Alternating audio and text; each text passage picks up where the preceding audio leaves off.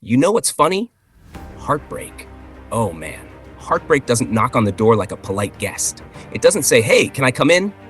Nope, it just storms in, flips your world upside down, and leaves you sitting there wondering what the heck just happened.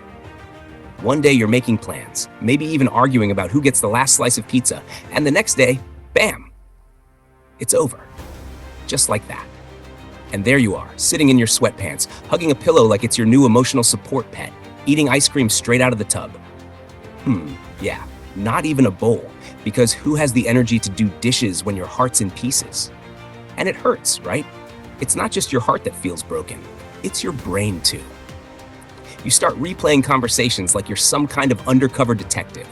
2 in the morning, you're lying there staring at the ceiling like, wait, was it me? Was it them? Or was it the pineapple pizza argument? Haha, don't even lie. We've all overanalyzed the dumbest things after a breakup, and then everything around you starts reminding you of them.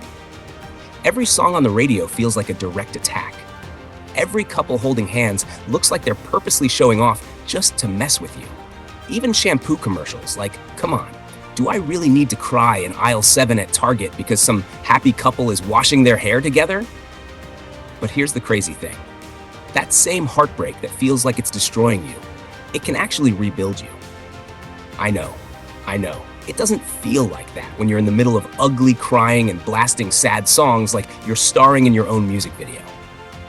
But slowly, and I mean slowly, something starts to shift. At first, you're wrecked. You're up at 3 a.m. watching Netflix, surrounded by snack wrappers like it's some kind of crime scene. But then, one day, the weight on your chest doesn't feel so heavy. You laugh at a meme, and it's not forced. It's real. You stop checking your phone every 5 seconds, waiting for a text that's never coming. And little by little, you remember, oh yeah, I had goals, I had dreams, I had a whole life before this person. And piece by piece, you start building yourself back up, not into the same old you. No, into a tougher, wiser, stronger version. Into someone unbreakable. And honestly, it's kind of funny when you think about it.